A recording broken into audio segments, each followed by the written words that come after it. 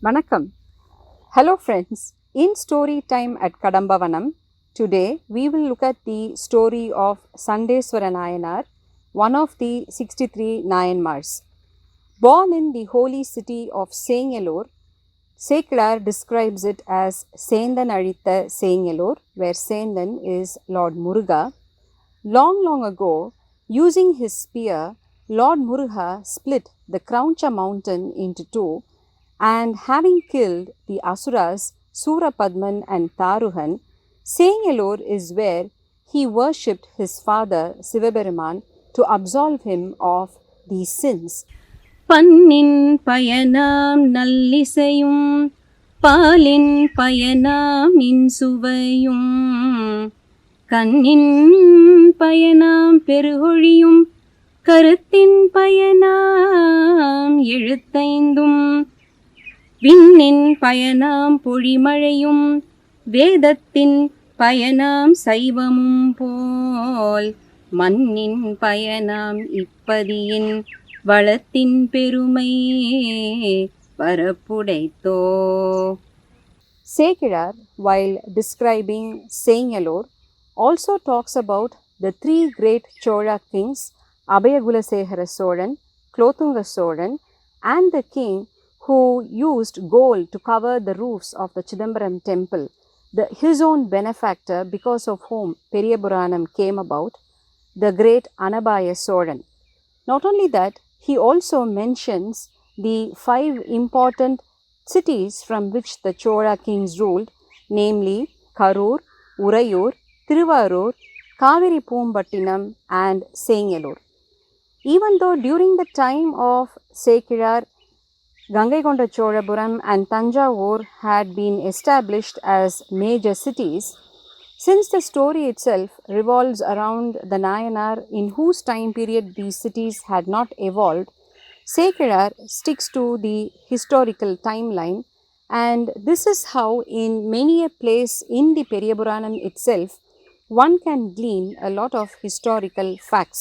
And this holy city, located on the banks of the Manni river in the fertile Chola lands made fertile by the river Kaveri, was also home to a lot of saints who indulged in ritual worship of the Lord at all times.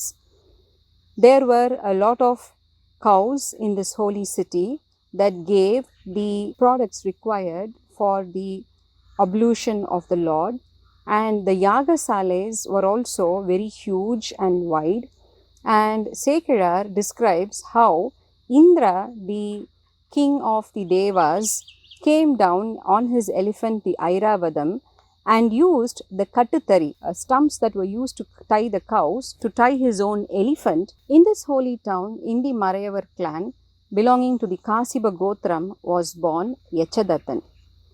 While describing his characteristics, Sekilar mentions how a snake that has the precious ruby stone also has poison within it.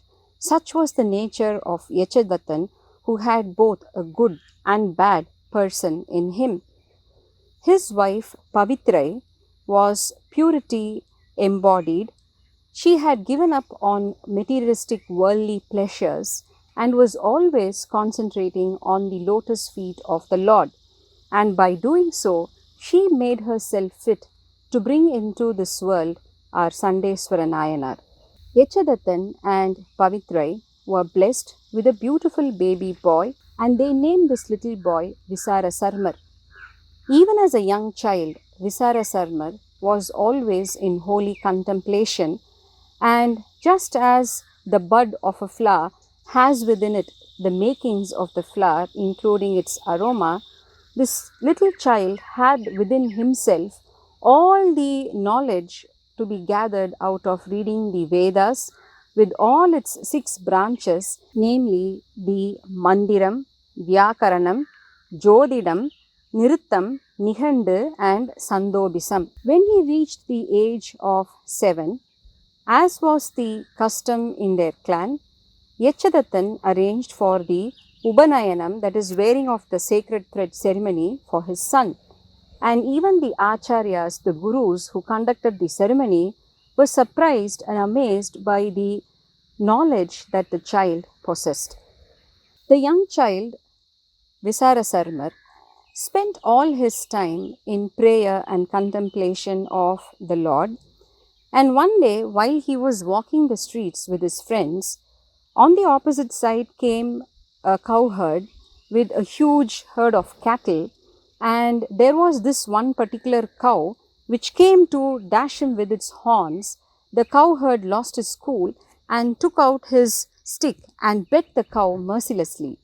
Seeing this, Visarasarmar ran to him and plucked the stick out of his hand and said, "How can you do this? How can you hit the cow? Is it not the cow, the holiest of all animals? And why was it so holy?" He went on to explain to the cowherd the greatness of the cow, of how it gave all the holy objects for the Lord's ablution, like the holy milk, curds, ghee, cow dung, and its urine, which is known as komayam. And not only that, the very holy Tirniru, the ash that was worn by the Saivites and which was also used to smear the body of the linga itself as Kalakandeshwarar, also was made out of the holy cow dung. Now, while explaining the greatness of this cow to the cowherd, Visarasarmar was struck by a thought. Hereon, I will do my part in worshipping the Lord through taking care of these holy cows. As soon as he was possessed by this thought, he grabbed the stick from the cowherd's hand and asked him to go back, saying that from tomorrow onwards, I will do the cow herding.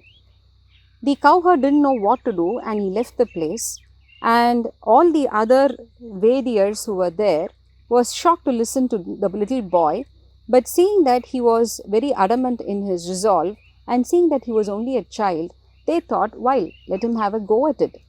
So the next day morning, Visarasarmar woke up early, bathed and did all his prayers, and with his cowherd stick in one hand, he took all the cowherds into the nearby forest, which Sekidar beautifully describes as Kurunkadu, meaning not a very dense forest, but with an area with a lot of pastoral lands, and he let the cows graze. There was also a freshwater stream nearby, which he took the cows for having water. And he did this with a lot of love and affection, so much so that soon the cows started giving more milk than usual, which kept all the Brahmins of the village very happy. Now, one day the cows, while looking at Visarasarmar, were reminded of their calves tied back at home, and overflowing with love, came near the little boy and started giving milk on their own. Sekidar uses the beautiful term Maraikandru to describe Visarasarmar, and seeing how these cows were pouring forth milk near him, Visarasarmar was again struck by a thought, oh, this could be used for ablution of the Lord. As soon as he thought this, the little boy ran to the river front and gathered sand and made a small linga and decorated it all around as if it were an actual temple, a replica in sand. And he went around collecting the wild forest flowers and then ran to the edge of the town and bought some pots and brought them back and kept them under the cow's udder. They automatically overflowed with milk. And taking this, he sat down to do his puja as prescribed in the Vedas and Agamas. Lord Shiva was highly pleased with the little boy. Even after giving milk to the little boy, the cows still gave a huge amount of milk back home, so none of the Brahmins actually noticed anything amiss. But one day, a person from a nearby town had come to Sengalore, and while walking on the river banks from afar, saw a sight where what he saw was a little boy taking milk from the cows in pots and pouring it in the sand and playing around. Now this man went into the town and told the Vaidyas what he saw. The priests, the Vaidyas, were very angry and called Yachadatan and said, "What is this? We hear your little boy is taking milk from the cows and pouring it in the sand and playing around. Now, is this why he wanted to take up the job of the cowherd?" Visarasarma was shocked and angry, and he said, "Oh, he is still a little boy. I will take responsibility for his actions and see to it that this doesn't happen from tomorrow." So saying, Yachadatthan returned home, and since it was already evening, he did his Sandhya Vandanam and waited for the boy. But then a thought struck him. He decided not to ask the boy anything, but to follow him into the forest the next day and see with his own eyes what his son was up to. Visarasarmar came home after letting the cows reach their respective places, and the next day morning, as usual, set out to do his job. Without the knowledge of his son, Yachadatthan followed him into the forest, the Kurungadu. Once they reached the place, Yachadatthan climbed on to a kura tree and hid himself and was waiting. Visarasarmar went about his job as usual, made the Sivalinga out of sand and went around plucking the flowers, then brought the pots and filled them with milk from the cows and sat down to do his puja.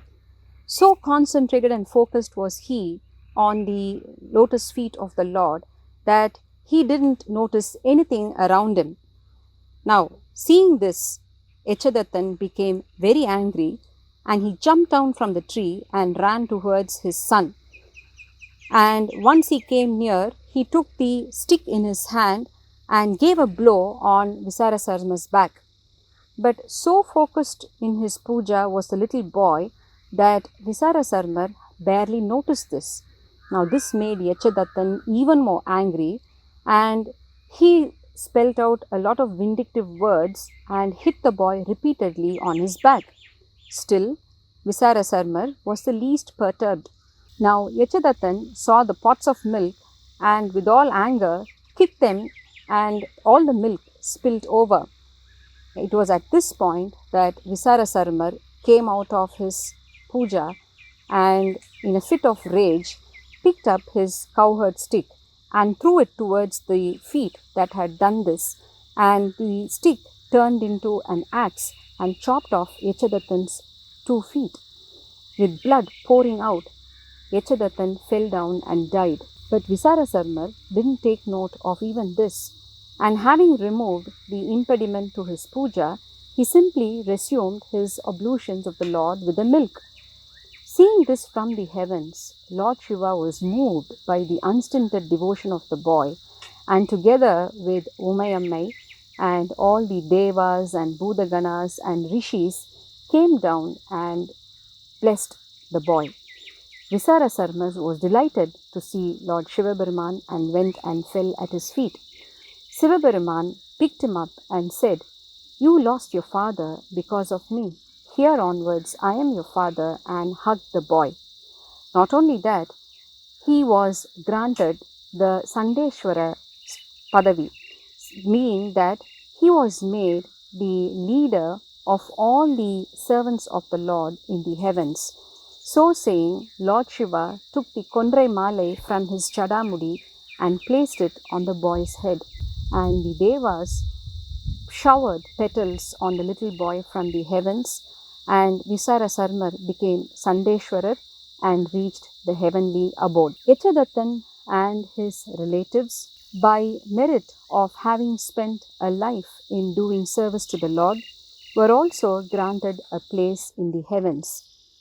Thus, Sandeswara Nayanar was blessed with the unique opportunity of reaching the heavens with his human form intact. This is the story of Sandeswara Nayanar, with which this canto, the Mummayal Ulahanda Sarukam, comes to an end. And as is customary, towards the end, Sekilar sings the praise of the hero of the epic, Sundarar, who gave us the Tirthondar Tohai, and concludes. We will meet again with yet another story from the Periya Puranam. Till then, Vanakkam.